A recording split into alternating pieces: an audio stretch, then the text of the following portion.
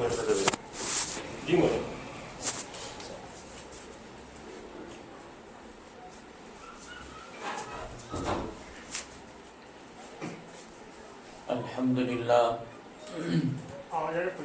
لله نحمده ونستعينه ونستغفره ونؤمن به ونتوكل عليه ونعوذ بالله من شرور أنفسنا ومن سيئات أعمالنا من يهده الله فلا مضل له ومن يضلله فلا هادي له ونشهد أن لا إله إلا الله وحده لا شريك له ونشهد أن سيدنا ونبينا ومولانا محمد وعلى آله وأصحابه أجمعين أما بعد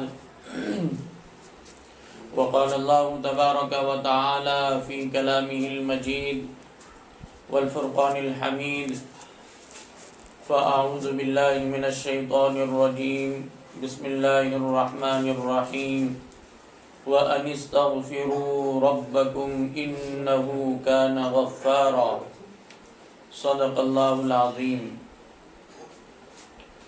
وقال النبي صلى الله تعالى عليه وسلم إياك والمحقرات الذنوب فإن لله طالبه او كما قال علیہ الصلاۃ والسلام۔ معزز و محترم پردہ نشین مائیں اور بہنیں، اللہ رب العزت کا بہت بڑا احسان اور کرم ہے کہ اللہ تعالیٰ نے ہمیں ایمان کی دولت سے سرفراز فرمایا، اور ایمان انسان کو دو چیزوں کے ذریعے سے مضبوط کرتا ہے اور اس کی آخرت کے اندر اس کو مدد کرتا ہے، اور وہ دو چیزیں یہ ہیں کہ دنیا میں آنے والا ہر وہ انسان مرد ہو یا عورت اللہ کی بتائی ہوئی چیزوں کو کرے اور اللہ کی منع کردہ چیزوں سے بچے، اور یہ دونوں نیکی کے کام ہیں۔ جیسے اللہ کی بتائی ہوئی چیزوں کو کرنا نیکی کا کام ہے، ایسے ہی اللہ کی منع کردہ یعنی جس سے رکنے کا اللہ نے حکم فرمایا ہے اس سے بچنا یہ بھی نیکی کا کام ہے۔ بلکہ ہمارے اکابرین یہ فرماتے ہیں کہ گناہوں سے بچنا یہ نیکی کرنے سے بھی افضل ہے۔ جلب منفعت سے دفع مضرت افضل ہے، یہ قاعدہ کلیہ بیان کیا گیا ہے۔ یعنی انسان اپنی مصیبت یعنی جو مصیبت پہنچانے والی چیز ہے اس سے بچے، فائدہ حاصل کرنے والی چیز کو حاصل کرنے سے بھی زیادہ اچھا ہے۔ تو جس طریقے سے آج ہم اپنی زندگی کا جائزہ لیں تو ہمیں یہ بات کھلے طور پر محسوس ہوتی ہے کہ ہماری زندگیوں میں نیکیوں کے نقشے بہت ہیں۔ ہم نماز بھی الحمدللہ پڑھتی ہیں، قرآن کریم پڑھنے کا بھی اہتمام ہے، اسی طریقے سے ذکر اذکار جو کچھ مختصر ہمیں میسر آئے ہم کر لیتی ہیں، دعاؤں کا بھی اہتمام ہوتا ہے، لیکن اکثر غفلت ہوتی ہے گناہوں کے کاموں میں، اور یہ سمجھا جاتا ہے کہ چلو یہ چھوٹا سا گناہ ہے، ہم معافی مانگ لیں گے، اللہ سے توبہ کر لیں گے، یہ کہہ کر ہم آگے نکل جاتے ہیں۔ جو حدیث میں نے پڑھی، نبی کریم صلی اللہ تعالیٰ علیہ وسلم نے ماں عائشہ رضی اللہ تعالیٰ عنہا کو مخاطب کر کے فرمایا ایاکی والمحقرات الذنوب، کہ تیرے لیے ضروری ہے اگرچہ چھوٹے گناہ کیوں نہ ہو اس سے بچنا، فإن للہ طالب، کیونکہ جو بھی گناہ دنیا میں سرزد ہوتا ہے اللہ کے پاس اس کی پوچھ ہوگی کہ یہ کام کیوں کیا گیا، اور انہی چیزوں سے بچنے کے لیے قرآن کریم کی اور احادیث کی ہم تعبیرات دیکھیں تو گناہ کرنے سے پہلے بہت دور سے انسانوں کو منع کیا جا رہا ہے کہ بھائی یہ نہ کرو تاکہ اصل گناہ تم سے سرزد نہ ہو. جیسے اس کی ایک مثال قرآن کریم میں اللہ تعالیٰ فرماتے ہیں وَلَا تَقْرَبُوا الزِّنَا إِنَّهُ كَانَ فَاحِشًا. قرآن کریم میں تقرب الزنا یہ لفظ استعمال فرمایا، حالانکہ عربی لغت میں زنا کے لیے ایک مستقل لفظ ہے جس کو قرآن کریم بھی ذکر فرماتا ہے الزانیۃ والزانی. قرآن کریم کے اندر زنا کے لیے لفظ زنا یزنی یہ استعمال کیا گیا ہے، لیکن اللہ تعالیٰ نے ولا تزینوا یعنی فرمایا. اللہ فرماتے ہیں ولا تقربوا الزنا، زنا کے قریب مت جاؤ. اس سے علماء تفسیر نے یہ باتیں لکھی ہیں کہ دیکھو زنا ایسا گناہ ہے کہ اچانک وجود میں آئے ایسا نہیں ہوتا. زنا تک پہنچنے کے لیے کئی سارے چھوٹے مختصر گناہ انسان کو اختیار کرنے پڑتے ہیں. جیسے مین زنا تک پہنچنے کے لیے آنکھوں کا زنا انسان کی زندگی میں وجود میں آتا ہے کہ کسی غیر محرم کو کوئی مرد دیکھے یا عورت دیکھے. آج کل یہ بھی بہت بڑا مسئلہ ہے کہ جہاں پردے کا مسئلہ بیان کیا جاتا ہے تو خواتین یہ سمجھتی ہیں کہ مردوں کا عورتوں کو دیکھنا یہ صرف گناہ ہے، باقی عورتیں مردوں کو دیکھیں یہ گناہ نہیں ہے. یہ آج کل ذہنیت بنی ہوئی ہے جس کے نتیجے میں بالکل دھڑلے سے موبائل پر غیر مردوں کی تصویریں دیکھی جاتی ہیں. کسی غیر مرد کے سامنے بات کرنے کے لیے خود تو پردے میں رہتی ہیں لیکن غیر مرد کے ساتھ بات کرنے کے اندر گناہ نہ سمجھتے ہوئے ان کے سامنے جانا اور ان کو باقاعدہ بات کرنا، ان کو جواب دینا، یہ ساری چیزیں کی جاتی ہیں. حدیث میں اس کے تعلق سے نبی پاک علیہ الصلاۃ والسلام کی سیرت میں ہمیں ایک واقعہ ملتا ہے کہ اللہ کے نبی علیہ الصلاۃ والسلام ازواج مطہرات کے ساتھ بیٹھے ہوئے ہیں اور اتنے میں عبداللہ ابن ام مکتوم رضی اللہ تعالیٰ عنہ یہ اندھے صحابی ہیں جن کو دکھتا نہیں تھا، وہ صحابی ہیں اور بڑے رتبے کے صحابی ہیں. دیکھو دونوں طرف سے پاکیزہ شخصیات ہیں. ازواج مطہرات پر بھی کبھی ہم بھولے سے بھی یہ سوچ نہیں سکتے کہ ان سے کوئی ایسا جرم ہو جائے کہ جس کے ذریعے سے ان کے نام پر دھبا لگے، شبہ آئے یا اور کوئی چیز ایسی ہو. اور ایک مرتبہ ماں عائشہ رضی اللہ تعالیٰ عنہ کے ساتھ ایسا واقعہ ہوا، واقعہ افک.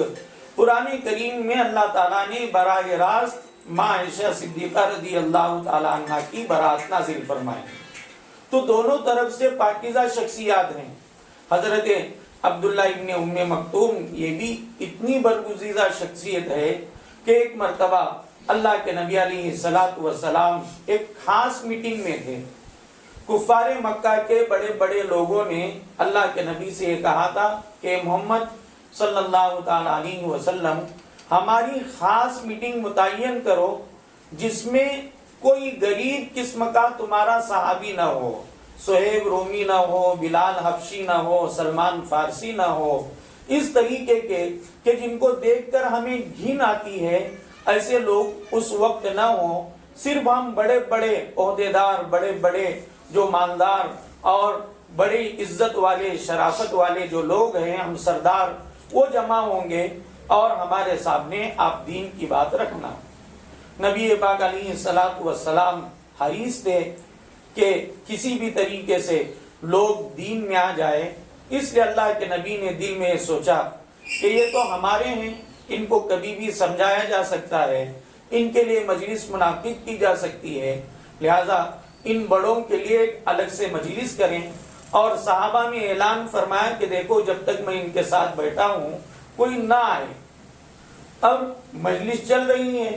عبداللہ ابن ام مکتوم رضی اللہ تعالیٰ عنہ چونکہ نابینا تھے، ان کو دکھتا نہیں تھا، مجلس کا تیور ان کو معلوم نہیں تھا، اور ان کو بتانے کے لیے غالباً وہاں کوئی موجود بھی نہیں تھے۔ انہوں نے عادت کے مطابق نبی پاک علیہ الصلوۃ والسلام کو محسوس کیا کہ اللہ کے نبی موجود ہیں اور کچھ وعظ فرما رہے ہیں، لہذا سلام کر کے بالکل کسی روک ٹوک کے بغیر وہ اندر داخل ہو گئے۔ اب جیسے ہی وہ داخل ہوئے، کفار مکہ کے جو لیڈر حضرات تھے ان کے چہرے بدل گئے کہ ہم نے نبی سے یہ بتایا تھا، محمد صلی اللہ علیہ وسلم کو یہ کہا تھا کہ ہماری مجلس میں کوئی غریب اور کسی قسم کا ہمیں الجھن ڈالنے والا کوئی مسئلہ نہ ہو، یہ آ گئے۔ تو جیسے ہی ان لوگوں کا مزاج بدلا ہوا اللہ کے نبی نے دیکھا تو اللہ کے نبی کا چہرہ بدل گیا۔ تھوڑا سا ناگواری کے اثرات اللہ کے نبی علیہ الصلوۃ والسلام کے چہرے پر آئے کہ ابھی یہ کیوں آئے، جبکہ میں منع کر چکا تھا۔ اب یہ لیڈر بڑے حضرات میری بات دھیان سے توجہ سے نہیں سنیں گے، ان کو جو ہدایت ملنی تھی اس کے اندر رکاوٹ ہوگی، لہذا اللہ کے نبی علیہ الصلوۃ والسلام کو تھوڑی سی ناگواری پیش آئی۔ فوراً حضرت جبرائیل علیہ الصلوۃ والسلام آیتیں لے کر نازل ہوئے۔ سورہ عبس کی شروع کی آیتیں اسی وقت نازل ہوئی۔ آیت کے اندر نبی کریم صلی اللہ تعالی علیہ وسلم کو تنبیہ کی گئی۔ اللہ فرماتے ہیں عبس وتولی ان جاءہ الاعمی، کیا آپ کا چہرہ بدل گیا؟ 6 بجے بھی ہو گئے اس وجہ سے کہ صرف ایک اندھے صحابی آپ کے پاس آئے۔ وما یدریک لعلہ یزکا، اور آپ کیا جانتے ہیں کہ کون زیادہ پاکی اور اپنے تزکیہ کرنے والے ہیں، لہذا یہ کفار مکہ ایمان لائیں تو لائیں، نہ لائیں تو بھاڑ میں جائیں، لیکن صحابہ کے بارے میں آپ کا چہرہ اس طریقے سے نہیں ہونا چاہیے۔ اللہ کے نبی علیہ الصلوۃ والسلام کو تنبیہ کی گئی۔ اتنے بڑے اونچے لیول کے صحابی وہ آ رہے ہیں، اللہ کے نبی علیہ الصلوۃ والسلام نے اپنی ازواج مطہرات سے فرمایا کہ جاؤ پردے کے پیچھے چلے جاؤ۔ تو صحابیات اور ازواج مطہرات نے اللہ کے نبی علیہ الصلوۃ والسلام کو یہ جواب دیا کہ اللہ کے نبی آنے والے جو صحابی ہیں وہ تو اندھے ہیں، ہم کو دیکھ نہیں سکتے۔ گویا کہ ازواج مطہرات کے دماغ میں بھی یہی تھا ایک طرفہ پردے کا فیصلہ، یعنی مرد عورت کو دیکھے یہی پردہ ہے، باقی عورتیں مردوں کو دیکھے یہ ان کے دماغ میں بھی نہیں تھا، ایسا محسوس ہوتا ہے۔ لہذا اللہ کے نبی علیہ الصلوۃ والسلام کو ازواج مطہرات نے جواب دیا کہ اللہ کے نبی کیا آنے والے صحابی اندھے نہیں ہیں؟ وہ ہم کو دیکھ نہیں سکتے، پھر پردے کے پیچھے جانا کیا معنی رکھتا ہے؟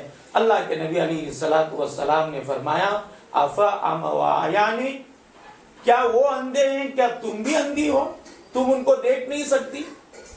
اس کا مطلب یہ ہوا کہ جیسے مرد عورت کو دیکھے یہ بے پردگی ہے، ایسے ہی عورت پرائے مرد کو دیکھے یہ بھی بے پردگی ہے، اس کا بھی خیال رکھنا بہت ضروری ہے۔ تو خیر، میں بتا رہا تھا کہ اصل زنا تک پہنچنے کے لیے سب سے بڑی سیڑھی ہے اور سب سے پہلی سیڑھی ہے نگاہوں سے غیر محرم کا دیکھنا، اور اس کو بہت ہلکا اور بہت کم درجے کا گناہ سمجھ کر مرد حضرات بھی مبتلا ہوتے ہیں اور عورتیں بھی مبتلا ہوتی ہیں، چاہے براہ راست مردوں کو دیکھنے کے تعلق سے ہو، بازار میں، دکان میں، اپنے گھر میں یا اور کسی جگہ پر، یا موبائل کی اسکرینوں پر ہو، ہر جگہ یہ چیز عام ہوتی جا رہی ہے۔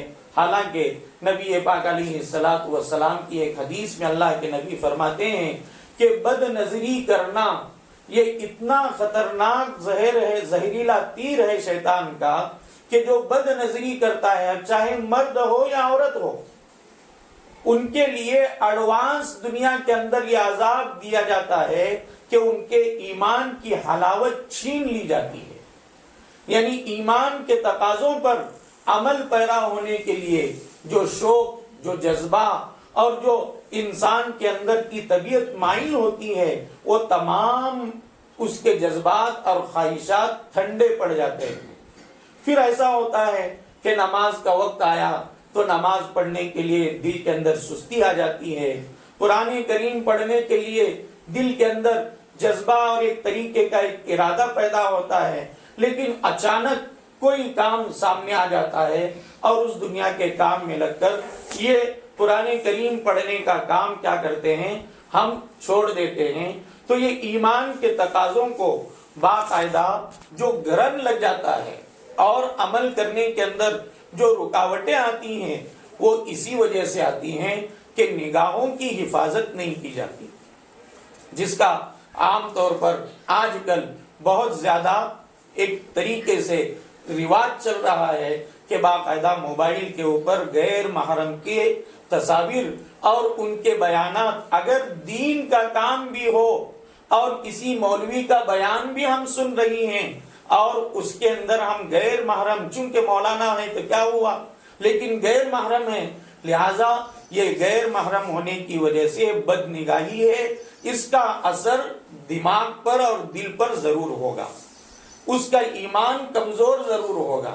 آج کل بہت ساری دیندار خواتین یہ سمجھتی ہیں کہ بڑے مولانا ہیں اور ان کا بیان چل رہا ہے، لہذا اسکرین پر ان کا فوٹو دیکھا جاتا ہے، ان کا بیان کرتا ہوا لائیو کاسٹ دیکھا جاتا ہے اور ان کو باقاعدہ دیکھا جاتا ہے، تو یہ دیکھنا بھی باقاعدہ بدنگاہی میں ہے۔ کسی جگہ یہ بات حدیث میں نہیں ملے گی کہ دین کے پیشواؤں کو دیکھنا یہ بدنگاہی نہیں ہے، یہ بھی بدنگاہی ہے۔ اسی لیے ہمارے اکابرین کہتے ہیں کہ باقاعدہ بیعت کے موقع پر بھی کسی خاتون کو بیعت کرانا ہو تو وہاں بھی پردے کا اہتمام کرنا ضروری ہے، آواز کا بھی، شکل و صورت کا بھی اور اختلاط کا بھی۔ یہ جب تک اس کے اندر احتیاط نہ کیا جائے تو یاد رکھنا کہ جہاں اجنبی مرد اور عورت تنہا ہو جائیں وہاں تیسرا ان کو بہکانے والا شیطان ہوتا ہے۔ اس لیے یہ موبائل کی اسکرینوں پر جب بیانات سننے میں بدنگاہی ہوتی ہے تو جو شارٹ فلم دیکھی جاتی ہے، ریلز دیکھے جاتے ہیں، سیریلیں دیکھی جاتی ہیں، اگرچہ اسلامی نام اس کا کیوں نہ ہو، لیکن یہ ساری چیزیں بدنگاہی میں ہیں اور اس کا اثر انسان کی طبیعت پر ضرور ہوگا۔ اب یہ اثر ہونے کے لیے یہ گناہ کا کام یہ نہیں دیکھے گا کہ خاتون نمازی ہے، یہ خاتون قرآن کریم پڑھتی ہے، یہ خاتون فلاں ذمہ دار کی بیوی ہے یا فلاں عالم کی ماں ہے، ایسا نہیں ہوگا، بلکہ اللہ کے نبی نے فرمایا کہ زہریلا شیطان کے تیروں میں سے ایک تیر ہے، ایمان کی حلاوت چھین لی جائے گی، یہ اثر ہو کر رہے گا چاہے گھرانہ کتنا ہی دیندار کیوں نہ ہو، جس کا نتیجہ یہ ہے کہ آج کل حالات ایسے ہیں کہ بڑے دیندار گھرانوں کی بچیاں مرتد ہو رہی ہیں، غیروں کے ساتھ بھاگ کر اپنی شادیاں کر رہی ہیں اور عشق کے جال میں پھنس کر اپنے قیمتی ایمان کے سرمایے کو ضائع برباد کر رہی ہیں۔ ایسی بچیوں کی رپورٹیں ہیں ہمارے پاس کہ اس کے گھر کے اندر اس کی ماں بالکل سر سے پیر تک پورا پردے کا اہتمام، ہاتھ کے اندر بھی پردہ ہے، پیر میں بھی پردہ ہے، یہاں تک کہ اس کی آنکھیں بھی نظر نہیں آتی، بچی بھی ایسی کہ جو باقاعدہ پردے کا اہتمام پورا سر سے لے کر پیر تک، گھر کے اندر ہفتے کی تعلیم کرنے والی، تہجد کا اہتمام کرنے والی اور 5 وقتہ نماز پڑھنے والی، اس بچی کو مرتد بنانے سے گھر کا ماحول بچا نہ سکا۔ ہمارے ساتھی رپورٹ لینے کے لیے گئے کہ بچی جب بھاگ کر گئی، اپنے علاقے کی بات کر رہا ہوں، بھاگ کر گئی، رپورٹ لینے کے لیے ہمارے ساتھی جب پہنچے تو ایک بوڑھا باپ سفید داڑھی، جبے میں اور اسلامی لباس میں باہر بیٹھا ہوا رو رہا ہے۔ ساتھیوں نے پوچھا کہ بھاگ کر جانے والی بچی آپ کی کون؟ تو بوڑھے نے کہا کہ میں اس کا باپ ہوں۔ تو اندر لے کر اس کے ساتھ مفصل باتیں چلی تو کہا کہ بچی کس وجہ سے بھاگ کر گئی، کالج جاتی تھی؟ تو باپ نے کہا کہ 10ویں سے ہم نے اس کا کالج بند کرایا۔ کہا پھر باہر کسی کام کی وجہ سے جانا؟ کہا وہ خود اتنی پابند تھی کہ گھر سے باہر جانا اس کو پسند نہیں تھا، وہ ہمیشہ گھر کی مستورات کو لے کر دین کی باتیں کرنا، اسی طریقے سے نماز پڑھنا، کوئی کام سامنے آیا تو صلاۃ الحاجت پڑھنا، کوئی اس کو خوشی پہنچی صلاۃ الشکر پڑھنا، کوئی گناہ ہو گیا صلاۃ التوبہ پڑھنا، اور اس کے ہاتھ میں بھی ہاتھ موزے رہتے تھے، پیر میں بھی پیر موزے رہتے تھے، کبھی ضرورت کی وجہ سے جانا پڑا تو اتنے اہتمام سے جاتی تھی، اور اس کی کوئی سہیلیاں بھی نہیں تھی، کالج نہیں، باہر جانا نہیں، سہیلیاں نہیں، مزاج بھی ایسا کہ بد چلن ہو، اس کا کوئی اثر اور کوئی اشارہ نہیں، ایسی زندگی۔ تو جو رپورٹ لینے گئے تھے وہ بھی پریشان ہو گئے کہ اتنی دیندار طبیعت والی بچی کس طریقے سے غیر کے جال میں پھنس گئی۔ کہا اس کے پاس موبائل، کہا کہ اس کے پاس موبائل بھی نہیں۔ کہا پھر کیسے ہوا؟ بہت سوچنے کے بعد باپ نے یہ کہا کہ گھر کے اندر صرف ایک موبائل ہے، وہ ضروریات کے اندر استعمال ہوتا ہے، ان کمنگ آؤٹ گوئنگ کے لیے اس کو استعمال کیا جاتا ہے۔ ہاں، ایک آدھ گھنٹے کے لیے باقاعدہ ہماری بیٹی موبائل کے اندر کچھ ہوم ورک کرنا ہے یا کچھ نالج کی چیزیں دیکھنا ہے، یہ کہہ کر آدھا گھنٹہ موبائل لیتی۔ اس آدھا گھنٹہ موبائل لینے کے چکر میں وہ واٹس ایپ، فیس بک اور انسٹاگرام، اس کے اوپر کسی غیر کے لڑکے کے ساتھ اس کی چیٹنگ شروع ہو گئی۔ سال ہاں سال وہ چیٹنگ کرتی رہی، ماں باپ کو بالکل پتا نہ چلا، کیونکہ اس کا حلیہ ویسا تھا، اس کا رہنا ویسا تھا، اس کی نمازیں، اس کی عبادت کے نقشے سب کو دھوکے میں ڈالے ہوئے تھی کہ ہماری بچی ایسا کر ہی نہیں سکتی۔ میری مائیں بہنیں، بڑی غور سے سننے کی بات ہے کہ حالات کس قدر نازک ہو چکے ہیں اور ہم اپنے بچوں سے کس قدر غفلت میں پڑ چکے ہیں۔ یہ بچی 2 سال سے 3 سال سے اس لڑکے کے کانٹیکٹ میں تھی، اسی آدھے گھنٹے میں بات چیت ہوتی تھی، کلام ہوتا تھا، ساری چیزیں ہوتی تھی۔ ایک وقت ایسا ہوا کہ انہوں نے وقت متعین کیا اور باہر نکلنے کا پورا پلاننگ ہوا۔ اچانک لڑکی گھر سے باہر نکلی، اس کے ساتھ بھاگ کر چلی گئی، کورٹ میرج ہوا، مندر میں غیروں کی طرح اس کا نکاح ہوا، اور پورا اسلام چھوڑ کر مرتد ہو کر زندگی گزار رہی ہے۔ آپ اندازہ لگا سکتی ہیں کہ صرف فیشنیبل ہونا یہ گمراہی کا دروازہ نہیں ہے، صرف ایسے حالات نظر آنا کہ ہماری بچی غیر کے ساتھ بات کر رہی ہے اور بہت باہر جاتی ہے، کالج پڑھتی ہے۔ آج کل حالات اتنے نازک ہو چکے ہیں کہ گھر میں بیٹھے بیٹھے ہماری بچیاں، ہمارے بچے ہمارے کنٹرول سے باہر ہیں، اور اس کا نتیجہ یہ ہے کہ ہم نے اپنی بچیوں کی اور خود اپنی نگرانی کرنا ہم نے چھوڑ دیا ہے۔ ہم نے گناہوں کو معمولی سمجھا ہے، ہم نے سمجھا ہے کہ صرف دیکھ تو رہی ہے، کیا اتنا مسئلہ ہے، آدھا گھنٹہ تو دیکھتی ہے۔ یہ سمجھ کر ان کے ماں باپ نے اس کے اوپر سے نگاہ ہٹائی، جس کا نتیجہ یہ ہوا کہ وہ بچی ہاتھ سے چلی گئی، ایمان رخصت ہو گیا۔ اب اللہ ہی خیر کرے، اللہ ہی رحم فرمائے، اس کو ایمان کی دولت کے اندر واپس لائے۔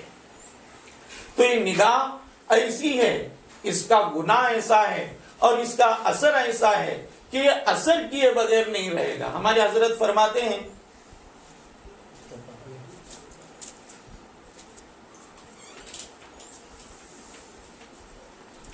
کہ بد نگاہی کرنا یہ زہریلا تیر ہے، اس کا مطلب یہ ہے کہ زہر ہے۔ اب زہر انسان جو دیکھتا ہے تو دیکھنے کے وقت اس کے اندر حدیث میں یہ ہے کہ پہلی نظر معاف ہے، یعنی اچانک نظر پڑ گئی، پھر اس کے بعد نظر ہٹا لیا گیا اور اس کے بعد اپنے کاموں میں مشغول ہو گیا، تو اس نظر کی وجہ سے کچھ نقصان نہیں ہوگا، یعنی معاف ہے، معاف لکھا ہے۔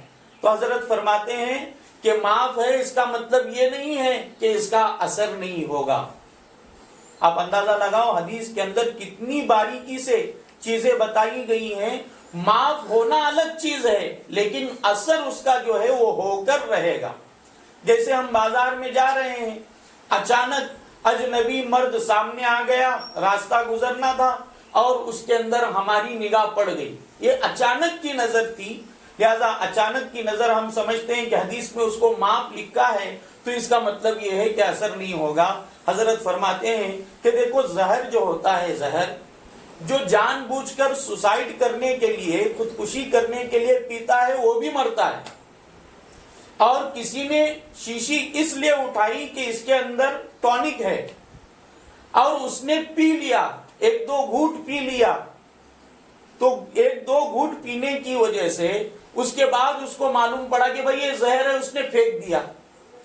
लेकिन हमारे हजरत फरमाते हैं और उलमा ने किताबों में लिखा है कि देखो, एक सुसाइड करने के लिए बाकायदा जहर पी लिया तो मरेगा, लेकिन खुदकुशी करने का गुनाह मिलेगा। ऐसे ही दूसरा आदमी टॉनिक समझकर पी रहा है, तो अब ये दवा, ये जो जहर उसके अंदर जा रही है, ये जहर ये नहीं कहेगा कि बेचारे को मालूम न था, इसे क्या असर नहीं करना है। वो जहर तो अपना असर करेगा कि उन्हें पिया, पीने के साथ वो क्या हो जाएगा, मर जाएगा। हाँ, ये बात अलग है कि माफ है, मालूम न था माफ है, खुदकुशी करने का इसको गुनाह नहीं मिलेगा, लेकिन उसके असरात जरूर आएंगे। असरात क्या होंगे कि अचानक हमारी निगाह किसी मर्द पर पड़ी, तो वो मर्द पर निगाह पड़ने के बाद शैतान उसके ख्यालात हमारी दिमाग में अपलोड करेगा कि मर्द कैसा था, कहाँ का था, मेरे पहचान का था, ये सारा चक्कर दिमाग के अंदर चलेगा। अब वो दिमाग के अंदर इतने वसाविस, नमाज पढ़ रहे हैं तो, कुरान पढ़ रहे हैं तो, इबादत कर रहे हैं तो, हाथ उठा रहे हैं तो, ये सारी चीजें उस वक्त होंगी। इसीलिए अल्लाह के नबी अलैहिस्सलातु वस्सलाम ने फरमाया कि अपने निगाहों की हिफाजत करो। हमारे अकाबिरीन का हाल ये था कि बाकायदा किसी पराई औरत पर निगाह न पड़े, इसलिए खुद पर्दा किया करते थे, खुद अपने चेहरे पर पर्दा डाल लिया करते थे। हजरत अब्दुल मालिक सिद्दीकी रहमतुल्लाहि अलैह बहुत बड़े अकाबिरीन में से हैं। उनके हालात जिंदगी में है कि बाकायदा वो हर वक्त अपने साथ एक छतरी रखा करते थे। लोगों ने पूछा कि हजरत, दो मौसम में तो समझ में आता है कि छतरी काम में आ सकती है, एक बारिश में और एक गर्मी में। इंसान बारिश से बचने के लिए छाते का इस्तेमाल करता है और गर्मी की धूप की लौ से बचने के लिए छतरी का इस्तेमाल करता है, लेकिन ठंडी में भी आप इस्तेमाल करते हैं छतरी, क्या बात है? तो हजरत ने बहुत टालने की कोशिश की, लेकिन जब इसरार बढ़ा तो जवाब दिया कि हजरत साथियों, मैं जो छतरी इस्तेमाल करता हूँ इसमें मौसम का दखल नहीं है।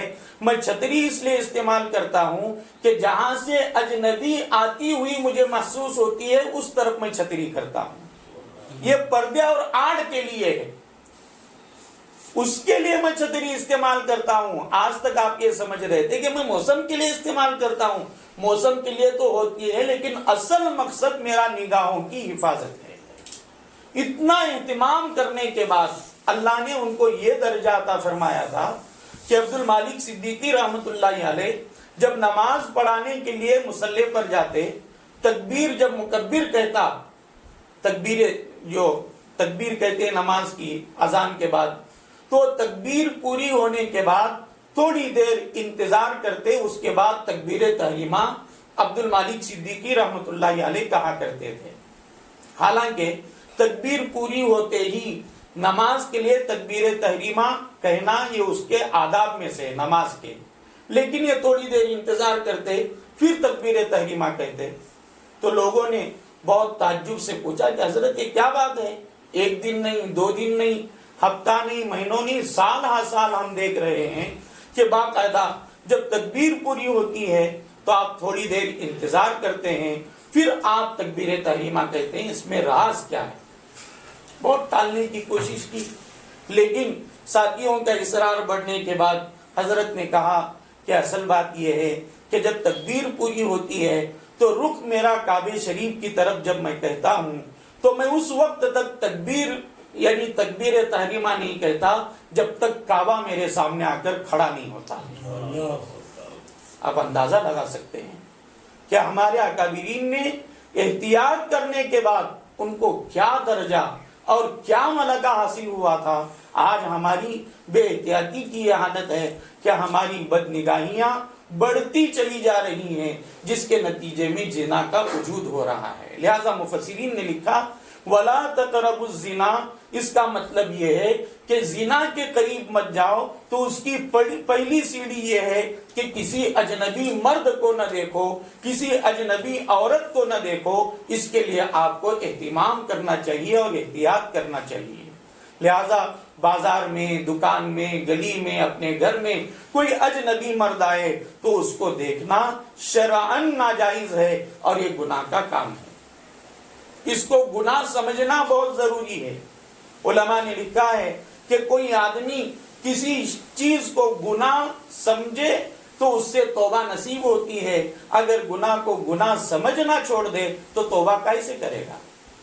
اس لیے سب سے پہلے ہمیں بد نظری سے بچنا ضروری ہے۔ ایک مرتبہ بد نظری شروع ہو گئی، پھر اس کے آگے بات چیت کرنا، چیٹنگ کرنا، یہ سلسلے بڑھتے چلے جاتے ہیں۔ جیسے موبائل کے اوپر باقاعدہ آج کل یہ کریز چلا ہوا ہے کہ کوئی اجنبی مرد کسی اجنبی عورت سے ملتا ہے تو ملنے کے ساتھ وہ فون نمبر مانگنا یا ان کا فون نمبر کہیں سے نکالنا، پھر اچانک فون لگانا اور کہنا بھول سے لگ گیا، چوک سے لگ گیا، یہ کہہ کر بات چیت شروع ہو جاتی ہے۔ چلا ہوا کریز ہے مارکیٹ میں، اچھی اچھی بچیاں اس طریقے سے پھنستی ہیں، لہذا یہ بات چیت کا سلسلہ شروع ہو جاتا ہے اور باقاعدہ ان کو اس انداز میں بات چیت کے اندر پھانسا جاتا ہے کہ وہ بچی بھولی بھالی ان کے باتوں میں آ کر باقاعدہ اس کا جب بھی فون آئے اس کو ریسیو کرنا، بات کرنا، پھر یہ بات چیت بڑھتے بڑھتے ملاقات تک پہنچ جاتی ہے۔ پھر ملاقات کے بعد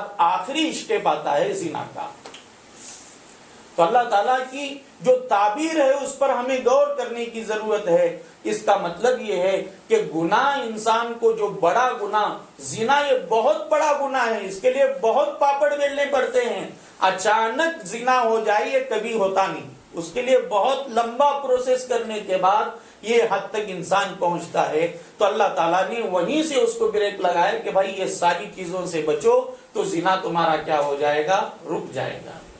اور یہ تو وہ چیزیں ہیں جو خود ہوتی ہیں، اور باہر سے جو دوسری چیزیں ہو رہی ہیں جس کے ذریعے سے زنا کے جذبات بھڑکتے ہیں، وہ کیا ہے؟ میوزک سننا۔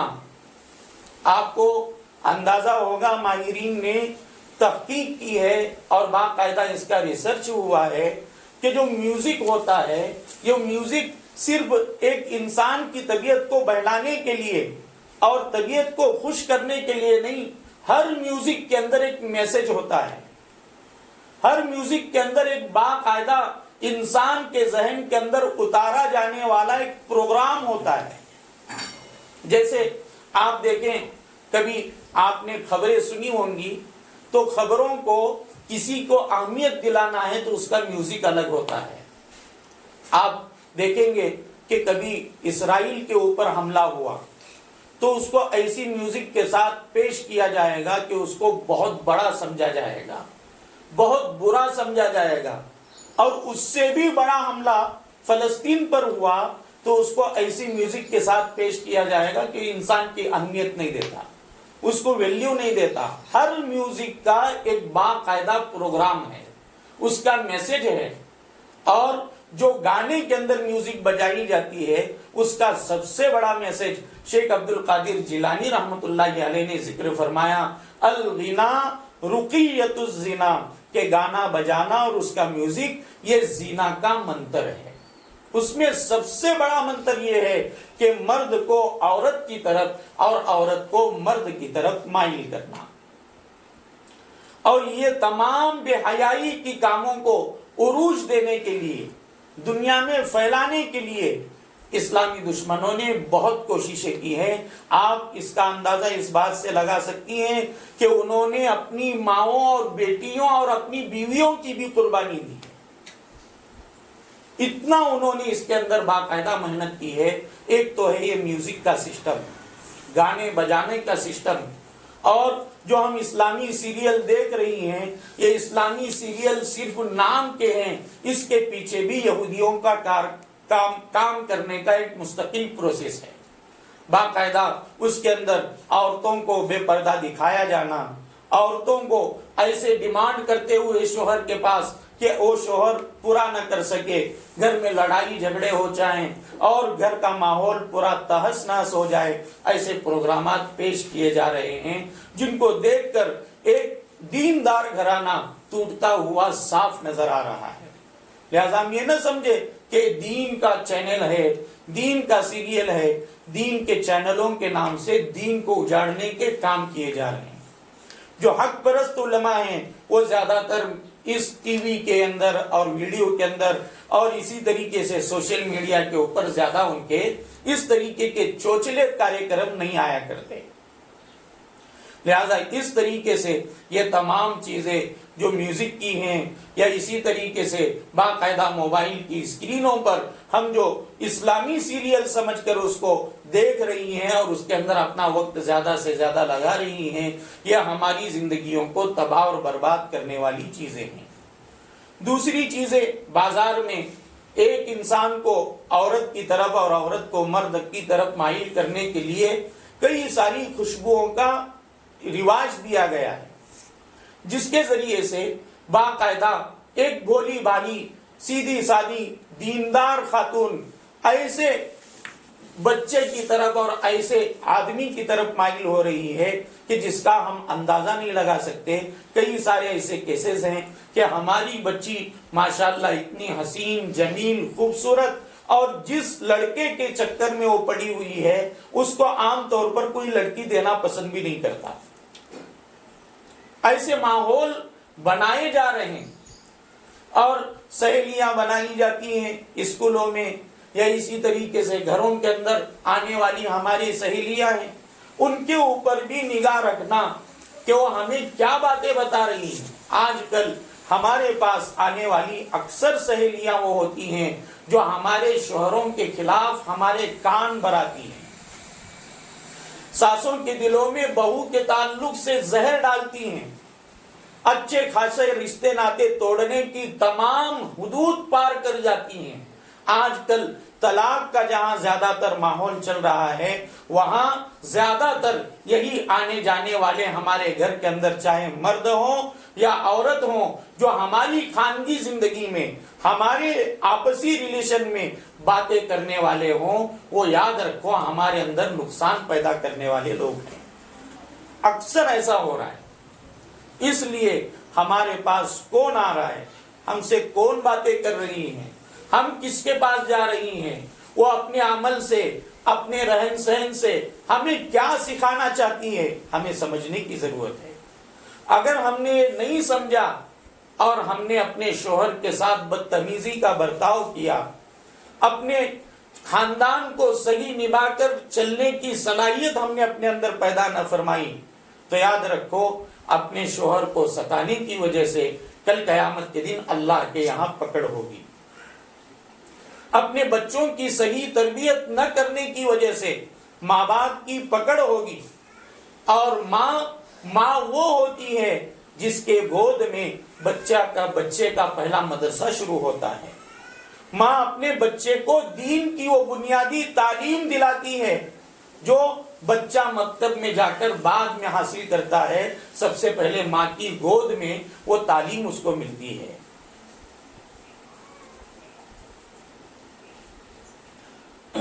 آپ کو اسلامی اتہاس اور ہسٹری معلوم ہونی چاہیے کہ بہت ساری مائیں وہ تھی جو یہ کوشش کرتی تھی کہ ہمارے بچوں پر ہمارے برے اثرات نہ پڑیں، اس لیے خوب وہ اہتمام کے ساتھ گناہوں سے بچنے کا اہتمام کرتی اور اپنے آپ کے اندر نیک کام کے جو پروگرام ہیں وہ زیادہ کرنے کی کوشش کرتی تھی، جیسے قرآن کریم پڑھنا، اللہ کا ذکر کرنا.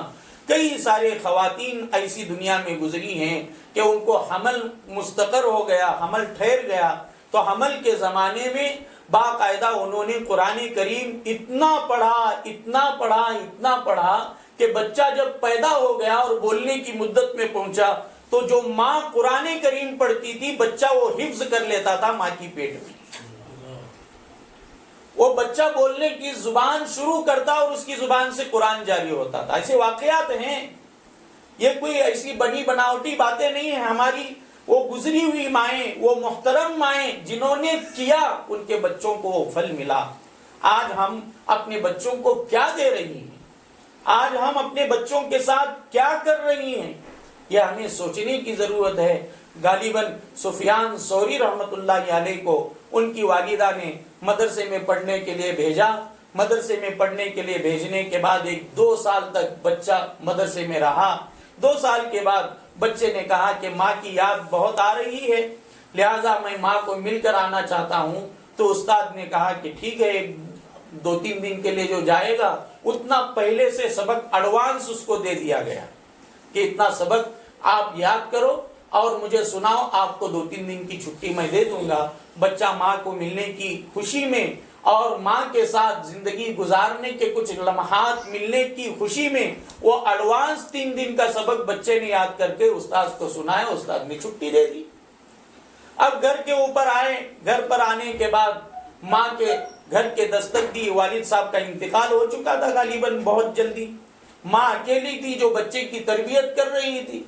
لہذا گھر کے اوپر جب دستک دی تو ماں نے اندر سے پوچھا کون؟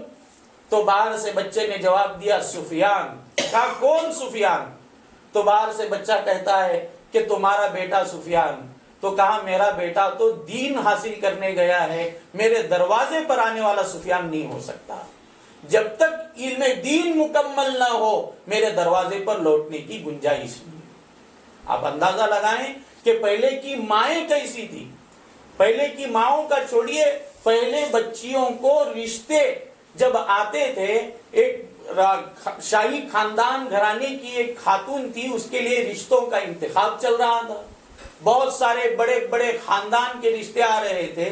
تو کتابوں میں لکھا ہے کہ اس بچی نے یہ شرط لگائی کہ جو سب سے عمدہ بہترین فقہ کی کتاب لکھے گا عربی میں اس سے نکاح کروں گی. آج ہماری بچیوں کا مزاج کیا بنتا چلا جا رہا ہے؟ موبائل کی وجہ سے، سہیلیوں کے ساتھ رہنے کی وجہ سے، باہر کے ماڈرن فیشن کی وجہ سے اور دنیاوی تعلیم دماغ میں دل میں کوٹ کوٹ بھرنے کی وجہ سے یہ ماحول بنتا جا رہا ہے کہ ہماری بچیوں کا یہ مزاج بن رہا ہے کہ داڑھی والا شوہر مجھے نہ کو، دیندار شوہر مجھے نہ کو، حافظ عالم مجھے نہ کو. کون ہونا؟ ڈگری ہولڈر ہونا، سرکاری نوکری کرنے والا ہونا، پینٹ شرٹ جن پینٹ پہننے والا ہونا. اور ایسے حالات میں جب وہاں نکاح ہوتا ہے دین نہ ہونے کی وجہ سے گھر اجڑ جاتے ہیں. اللہ کے نبی علیہ الصلوۃ والسلام نے فرمایا کہ کسی عورت کے ساتھ نکاح کرنے کے 4 پہیے ہوتے ہیں، 4 مرحلے ہوتے ہیں. 4 چیزوں کو دیکھ کر باقاعدہ نکاح کو منتخب کیا جاتا ہے. اللہ کے نبی نے فرمایا تنکح المرأة لأربع ولمالها. عورت کے ساتھ 4 چیزوں کو دیکھ کر نکاح کیا جاتا ہے. ایک تو مالدار دیکھا جاتا ہے کہ مال زیادہ ہے تو اس سے نکاح کیا جاتا ہے. ولی جمالها، کبھی اس کی خوبصورتی کو دیکھا جاتا ہے کہ خوبصورت ہے اب اس سے نکاح کر لو. کبھی ولی حسبها، خاندان اچھا ہے، خاندان کو دیکھا جاتا ہے. ولی دینها، اللہ کے نبی علیہ الصلوۃ والسلام نے اخیر میں فرمایا کبھی اس کی دینداری دیکھ کر نکاح کیا جاتا ہے. اور اللہ کے نبی کے بتانے کا طریقہ دیکھو، ہمارے مزاج کے مطابق ساری چیزوں کو حدیث میں پیش کیا کہ سب سے پہلے مال کو دیکھا جاتا ہے. مال ہے تو چال، یعنی ہمارے حضرت مولانا عبد الرحمن صاحب بولتے ہیں کہ مال ہے تو تال ہے، نہیں تو کتے جیسا حال ہے. ایسا مسئلہ ہے. مال ہے تو سب کھپ کو جاتا ہے، مال نہیں ہے تو انسان کی باریک باریک غلطیاں بھی انسان کو نظر آنے لگتی ہیں. لہذا اللہ کے نبی نے مال کو سب سے پہلے رکھا. پھر دوسرے نمبر پر خوبصورتی کو رکھا. ولی جمالہا، خوبصورتی کو دیکھا جاتا ہے. ولی حسبہا، تیسرے نمبر پر اللہ کے نبی نے فرمایا کہ خاندان، حسب، نسب دیکھا جاتا ہے. اور سب سے اخیر میں دینداری دیکھی جاتی ہے. ہاں چلو دیندار بھی ہے، قرآن پڑھے سو ہے، نماز پڑھتیا، فلاں جماعت کا کام کرتیا اور تعلیم بھی کرتیا ہفتے والی اجتماع میں، چلو ہے، لیکن کتنا ہے کیا ہے کچھ معلوم نہیں. ہاں پڑھے سو اتنا بولا تو کافی. اور مال کے تعلق سے مالدار ہے کہ نہیں؟ ہاں ہمارا وہاں گھر ہے، یہاں گھر ہے. جب تک کنفرم نہیں ہوتا تب تک اسے منظور نہیں کرتے. لیکن دین کے بارے میں نسخہ جرا بولے ہاں پڑھے سو ہماری چوری قرآن، ختم، اس کے اوپر ہمارا مسئلہ کلوز. اللہ کے نبی نے فرمایا فَاظْفَرْ ذَاتَ الدِّينِ تَرِبَتْ يَدَاكَ، کہ دینداری کو مقدم رکھو، یہ کامیابی کی جڑ ہے، تیری ناک خاک آلود ہو جائے. اللہ اکبر. کیا انداز اللہ کے نبی نے استعمال فرمایا. اس کا مطلب یہ ہے کہ دینداری کو مقدم رکھنا یہ گھریلو رشتوں کو سلامت رکھنے کا اور اینڈ تک لے جانے کا اور خاندان کی بقا کا ذریعہ ہے. آج ہماری بچیوں کا ذہن دنیا داری کے اعتبار سے ہمیں فلاں شوہر چاہیے، ہمیں ایسا شوہر چاہیے، دینداری کو ٹھکرایا جا رہا ہے، جس کے نتیجے میں آپ سروے کر لیں اپنے اپنے علاقے کا، ایک ایک گھر میں 5 خواتین بیٹھی ہوئی ہے، کوئی مطلقہ ہے، کوئی بیوہ ہے، کوئی گھر سے بھاگ کر آئی ہوئی ہے، کسی کے اندر لڑائی جھگڑے چل رہے ہیں وہ ماں کے پاس آ کر بیٹھی ہوئی ہے. ایسے ہمارے گھروں کے اندر بچیاں بیٹھی ہوئی ہیں.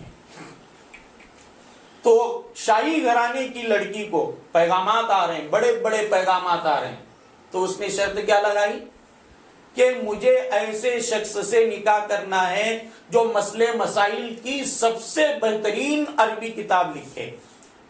اب اتنے بڑے گھرانے کی لڑکی ملنے والی ہو تو تمام علماء لگ گئے ریس میں کتاب لکھنے کے لیے، کیونکہ خوبصورت بھی ہے اور جب اتنا اچھا تقاضا کر رہی ہے تو ظاہری بات ہے کہ دیندار بھی ہوگی اور دوسرا مالدار بھی ہے.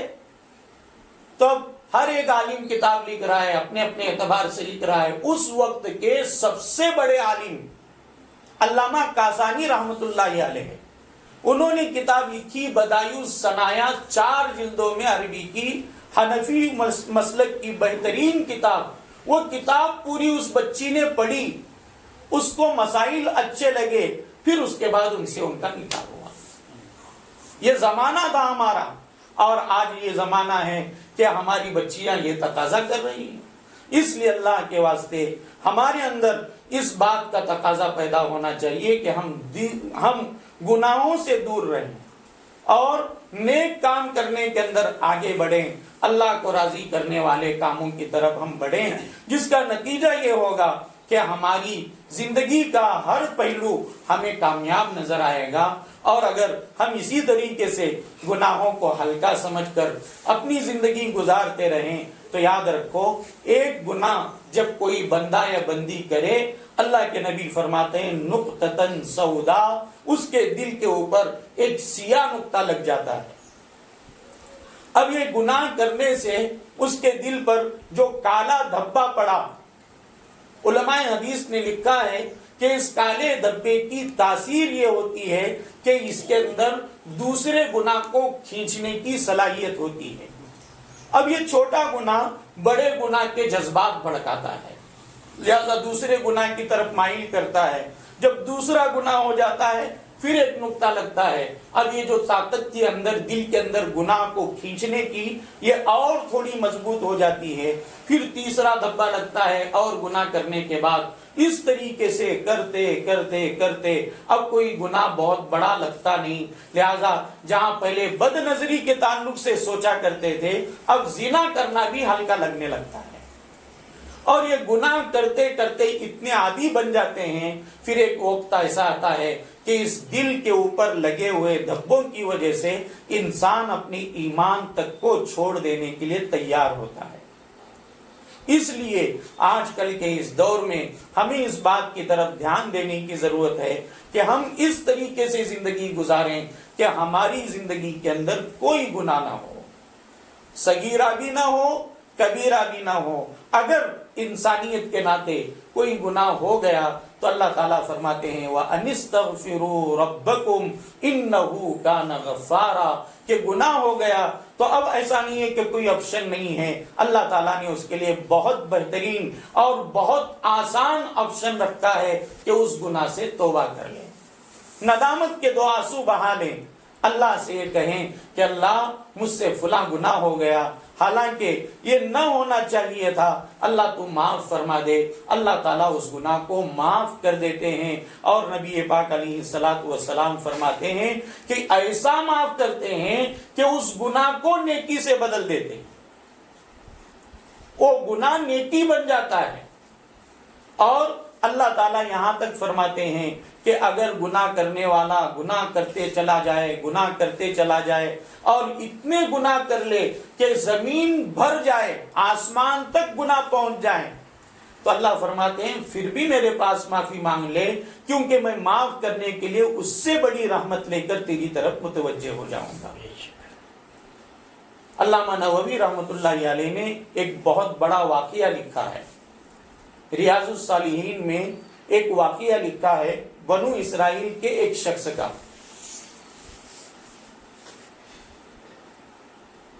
وقت ہو رہا ہے، واقعے کو مختصر بیان کر کے میں یہ بتانا چاہتا ہوں کہ آج ہم یہ سوچتے ہیں بہت مرتبہ کہ چلو ہم گناہ سے معافی مانگ لیں، لیکن بعض مرتبہ ہمارے دل و دماغ کے اندر ایک خیال آتا ہے کہ اتنے بڑے بڑے گناہ ہیں، کیسے معاف ہو سکتے ہیں، اللہ کیسے معاف کریں گے، حالانکہ میں نے معافی بھی مانگی پھر بھی وہ گناہ ہوئے۔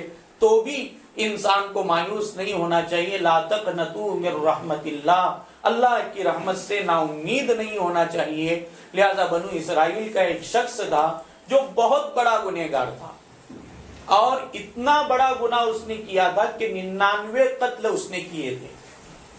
علامہ نووی رحمۃ اللہ علیہ نے اس روایت کو نقل کیا، بڑے تفصیل سے روایت کو ذکر کیا ہے۔ اس کے دل کے اندر توبہ کی تمنا ہوئی کہ مجھے توبہ کرنا چاہیے، بھائی ایسی زندگی لے کر میں اللہ کے پاس کیسے جاؤں، اللہ مجھے معاف کریں گے تو آخرت کے مزے میرے حق میں ہوں گے، ورنہ جہنم کے اندر جلنا پڑے گا۔ لہذا اس نے توبہ کی نیت سے ایک آدمی کے پاس گیا اور کہا کہ مجھے اللہ کے پاس توبہ کرنا ہے، میں ایسا گنہگار ہوں، 99 قتل میں کر چکا ہوں۔ علامہ نووی فرماتے ہیں کہ اللہ کے نبی نے فرمایا کہ سب سے پہلے اس آدمی کو جو بھیجا گیا تھا عابد کی طرف بھیجا گیا تھا، جو عبادت کرنے والا تھا۔ عبادت کرنے والا یہ عبادت صرف کرتا ہے، لیکن عالم 100 عابدوں کے اوپر بھاری ہوتا ہے۔ لہذا اس عبادت کرنے والے کے پاس گیا اور جا کر کہا کہ بھائی میں ایسا گنہگار ہوں، میں توبہ کرنا چاہتا ہوں، کیا میں توبہ کر سکتا ہوں، میری توبہ قبول ہو سکتی ہے؟ تو اس عابد نے کہا اتنے بڑے بڑے گناہ لے کو اتنا ہے، 100 چوہے کھا کر بلی حج کو چلی، تیری توبہ معاف نہیں ہو سکتی، توبہ قبول نہیں ہو سکتی، گناہ معاف نہیں ہو سکتے۔ نبی کریم صلی اللہ تعالی علیہ وسلم فرماتے ہیں کہ پہلے سے تھا انہیں ڈاکو، یہ جواب سنتے ہی اس کو غصہ آیا، اس عابد کو بھی اس نے قتل کیا، سینچری پوری کر دی۔ لیکن توبہ کی تمنا دل میں تھی، تو اس نے کہا کہ بھائی لوگوں کو پوچھا کہ کہاں جاؤں میں توبہ کرنے کے لیے۔ اب لوگوں نے اس کو بھیجا ایک عالم کے پاس، دیندار عالم کے پاس بھیجا۔ اب وہ عالم کے پاس گیا اور جا کر بیٹھا اور کہنے لگا کہ میں ایسا گنہگار ہوں، ایک آدمی کے پاس میں پہلے گیا تھا، اس نے ایسا جواب دیا، اس کو بھی میں نے قتل کیا۔ اب عالم ذرا سہمے کہ بھائی یہاں سیدھا جواب دینے ہونا۔ تو عالم نے کہا کہ بھائی اللہ تعالیٰ کی رحمت بہت بڑی ہے، اللہ تعالیٰ کئی بڑے بڑے گنہگاروں کو معاف کرتے ہیں، تیرے 100 گناہ اللہ کی رحمت کے سامنے اتنا کوئی بڑی حیثیت رکھنے والے نہیں ہیں، لہذا تیری توبہ قبول ہو سکتی ہے، لیکن شرط یہ ہے کہ میں جیسے بتاتا ہوں ویسے تجھے عمل کرنا ہے۔ تو انہوں نے 2 طریقے بتائے جو آج ہمیں اختیار کرنا ضروری ہے۔ وہ 2 طریقوں میں سے ایک طریقہ یہ تھا کہ دیکھ ایسے گناہ جو تیری زندگی میں آئے، کہاں رہنے کی وجہ سے، کن کے پاس رہنے کی وجہ سے، کن کی صحبت اختیار کرنے کی وجہ سے تیرے اندر یہ گناہ ہے، سب سے پہلے وہ بستی چھوڑ دے، اور نیک لوگوں کی بستی فلاں جگہ ہے وہاں تو چلا جا، وہاں جانے کے بعد ان کے ساتھ کچھ دن رہ لے اور ان کے ساتھ تو توبہ کر لے، اللہ تیری توبہ قبول کریں گے۔ تو ہمیں یہ سبق ملتا ہے کہ سب سے پہلے ہمیں گنہگار ماحول چھوڑنا پڑتا ہے، تب جا کر ہم گناہوں سے بچ سکتے ہیں، اور گنہگار ماحول چھوڑ کر نیک ماحول میں آنا پڑتا ہے، تب جا کر ہم گناہوں سے بچ کر نیک کام کر سکتے ہیں۔ لہذا یہ جو گنہگار تھا اس نے گنہگاری کی بستی چھوڑی اور نیک لوگوں کی بستی کی طرف چلا، کچھ قدم چلا تھا کہ مر گیا۔ اب فرشتے برے بندے کو لینے کے لیے جہنم کے فرشتے آتے ہیں اور اچھے بندے کو لینے کے لیے جنت کے فرشتے آتے ہیں۔ شیخ زکریا رحمۃ اللہ علیہ نے بھی فضائل کے اندر لکھا ہے، بڑی لمبی چوڑی تفصیل کے ساتھ، وہ میں بیان نہیں کرنا چاہتا۔ اب یہ توبہ ابھی کیا نہیں تھا، توبہ کی نیت سے جا رہا تھا، ایک نیکی کا پہلو تھا اور ایک برائی کا پہلو تھا، لہذا جنت کے فرشتے بھی آئے، جہنم کے فرشتے بھی آئے۔ جہنم کے فرشتے کہہ رہے تھے کہ یہ برا ہے، ابھی توبہ نہیں کیا تھا، ہم لے جائیں گے۔ اور جنت کے فرشتے کہہ رہے تھے کہ توبہ کی نیت کیا تھا ابھی تک پہنچا نہیں تھا، اچھائی کا پہلو تھا ہم لے جائیں گے، دونوں میں جھگڑا چلا تو اللہ کے نبی فرماتے ہیں کہ اللہ تعالیٰ نے ایک فرشتے کو حکم اور جج کی شکل کے اندر زمین کے اوپر بھیجا اور فیصلہ یہ کیا کہ دیکھو یہ بندہ جس زمین کے قریب ہوگا اس کے اندر اس کو شمار کر کے اس کے ساتھ اس کا معاملہ کیا جائے گا، لہذا بروں کی بستی کے قریب ہے تو اس کو جہنم کے فرشتے لے جائیں گے، اچھوں کی بستی کے قریب ہے تو اس کو جنت کے فرشتے لے جائیں گے۔ اب ناپ شروع ہوا تو اللہ کے نبی فرماتے ہیں اگرچہ اصل میں یہ تھا بروں کی بستی کے قریب، کیونکہ ابھی چند قدم چلا تھا، بروں کی بستی بہت دور تھی، اللہ تعالیٰ نے اس پر فضل کا معاملہ فرمایا اور جو اچھے بندوں کی بستی تھی اس کو حکم فرمایا زمین تو میرے اس بندے کے قریب ہو جا، اور بروں کی بستی کو اور اس کی زمین کو کہا زمین تو میرے بندے سے دور ہو جا، لہذا فرشتوں نے جب ناپا تو اچھے بندوں کی بستی کے قریب پایا گیا، اس کو جنت میں بھیج دیا گیا۔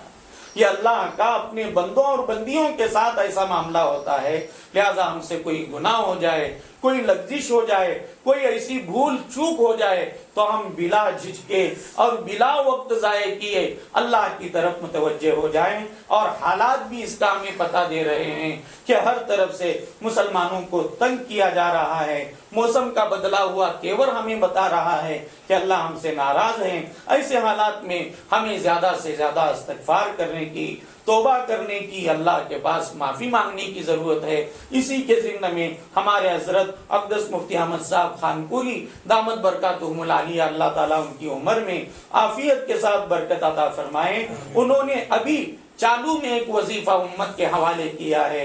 وہ وظیفہ یہ ہے کہ دن میں کم سے کم 1200 مرتبہ استغفار پڑھیں۔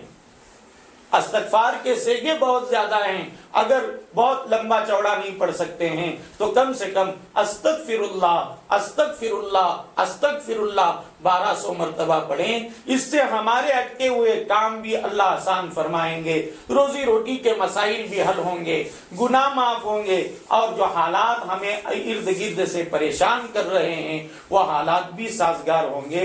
اس لیے یہ وظیفہ بھی ہم کریں تو اس کے ذریعے سے انشاءاللہ ہماری زندگی میں بہت آسانیاں ہوں گی۔ اللہ ہم سب کو گناہوں سے بچنے کی توفیق عطا فرمائے، نیک کام کرنے کی توفیق عطا فرمائے، اللہ کی مرضی کے مطابق زندگی گزارنا آسان فرمائے۔ وما علینا الا البلاغ۔ ماشاءاللہ مولانا نے بہت ہی اہم اور قیمتی باتیں ہمارے سامنے رکھی ہیں۔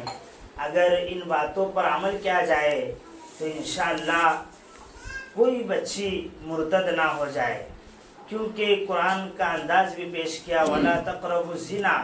ان چیزوں سے جو بد نگاہی ہے، موبائل ہے، اور ان چیزوں سے اگر ہم بچیں گے تو یہ چیزیں بھی پیش نہیں آئیں گے، اور ہماری ذمہ داری ہے کہ ہم ماں باپ ہم آئے ہیں تو ہم بچوں کی نگرانی کریں، ان پر پورا بھروسہ نہ کریں، ان کو شک ہی کی نظر سے دیکھا جائے۔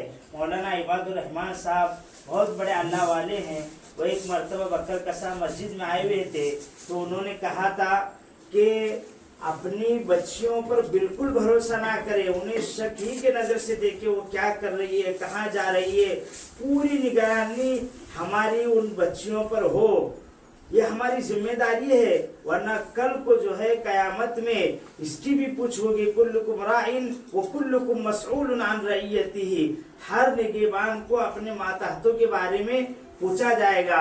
اس لیے جو باتیں کہی گئی ہے ان پر اگر عمل کیا جائے تو انشاءاللہ کوئی بچی بھی مرتد نہ ہو جائے، کوئی بچی بھی غیر کے ساتھ بھاگ کر نہ جائے۔ ہم ان باتوں پر عمل کریں، اور ساتھ ہی ساتھ جمعیت ہی کے جانب سے مستورات کے مکاتب بھی قائم کیے جانے والے ہیں، تو وہاں بھی خود بھی پہنچے اور اپنی بچیوں کو بھی بھیجنے کی فکر کرے۔ ماشاءاللہ مولانا مبارک صاحب نے کہا کہ جو پڑھانے والے ہیں باقاعدہ ان کا امتحان لیا جائے گا کہ وہ کس طرح پڑھتی ہیں، اگر تجوید کے ساتھ پڑھتی ہیں تو وہی معلمہ پڑھائی جائے گی، تو ہر طرف سے نگرانی کی جائے گی، اور یہ مکاتب بھی قائم ہونے والے ہیں اس کی بھی اطلاع آپ کو دی جائے گی، تو وہاں پر بھیجنے کی فکر کریں۔ اور کل مغرب کے بعد مقبول مسجد میں مردوں میں بھی حضرت کا بیان ہوگا، اس لیے اپنے بڑوں بچوں کو بھائیوں کو اور شوہر کو وہاں پر بھیجنے کی فکر کرے. اب دعا ہوگی, دعا ہونے کے بعد دعا پڑھ کر آپ چلے جائیں. سبحانك اللهم وبحمدك وتبارك اسمك وتعالى جدك ولا إله غيرك سبحان الله وبحمده سبحان الله العظيم سبحان الله